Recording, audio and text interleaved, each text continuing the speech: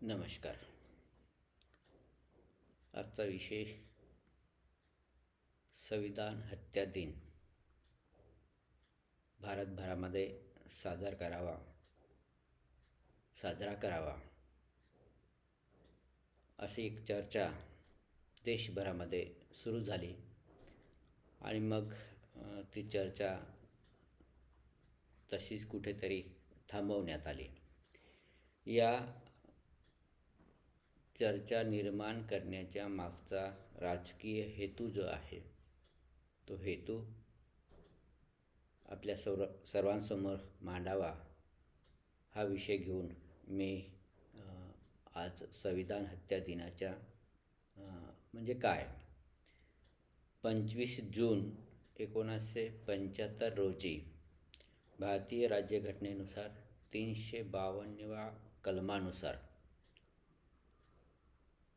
राष्ट्रीय आणीबाणी जाहीर करण्यात आली होती आणि त्या आणीबाणीच्या निषेधार्थ हा 25 जून हा दिवस संविधान हत्या दिन म्हणून साजरा करावा अशी एक चर्चा भारतभरामध्ये सुरू झाली आणि मग नंतर ती मध्येच थांबवण्यात आली.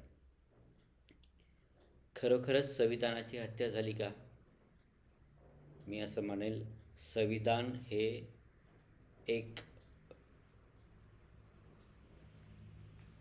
लिखित स्वरूपाची डॉक्युमेंट्स आहे आणि त्याची कधीही हत्या होऊ शकत नाही. परंतु लोकांची दिशाभूल करण्यासाठी आणि लोकांच्या मनामध्ये काहीतरी किंतु निर्माण करण्यासाठी असे काही राजकीय विचार जे आहे ते लोकांमध्ये पसरवण्याचं काम आज भारतभरामध्ये काही लोक काही व्यवस्था जी आहे ती व्यवस्था करताना दिसते आहे. राष्ट्रीय आणीबाणी जाहीर करण्यात आली, त्याहीपेक्षा आजची आणीबाणी ही अधिक गंभीर स्वरूपाची आहे. परंतु ती सर्वसामान्य लोकांना समजत नाही. सर्वसामान्य लोक ते समजून घेत नाही असं मला वाटतं. त्यावेळची आणीबाणी ही तात्कालिक स्वरूपाची होती. अशा स्वरूपाचा मी एक रिसर्च पेपर पण लिहिलेला आहे, इंदिरा इमर्जन्सी नावाचा. तर ही इमर्जन्सी ही तात्कालिक स्वरूपाची होती आणि राजकीय हेतू साध्य झाल्यानंतर ती तात्काळ मागे घेण्यात आली. आजची अवस्था जी आहे ती आणीबाणीपेक्षाही अधिक गंभीर आहे.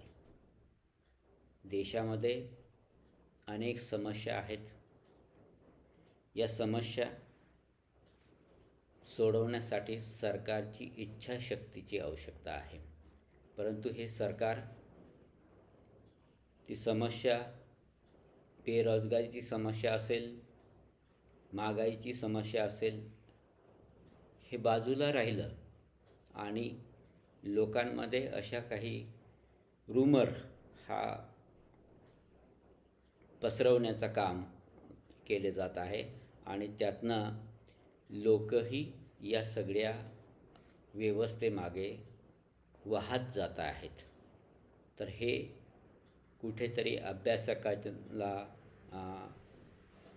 एक अभ्यासक म्हणून, एक थिंकर्स म्हणून, विचारवंत म्हणून मला असं वाटतं की लोकांपर्यंत पोहोचलं पाहिजे की जनतेने हे सगळं समजून घेतलं पाहिजे की काय चाललं आहे जगामध्ये, भारतामध्ये काय चाललेलं आहे आणि ही सगळी व्यवस्था कशासाठी अशा स्वरूपाचे रूमर पसरवतात आहेत.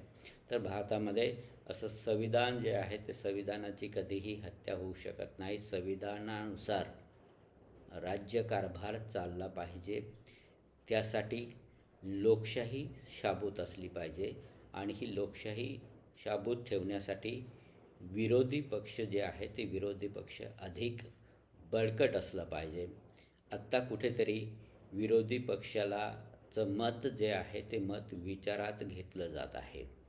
विरोधी पक्ष अधिक संख्येने लोकसभेमध्ये आपला आवाज उठवता आहे आणि ह्या आवाज उठवल्यानंतर लोकांमध्ये अशा स्वरूपाचं रूमर पसरवण्याचं काम ही व्यवस्था जी आहे ती व्यवस्था करत आहे.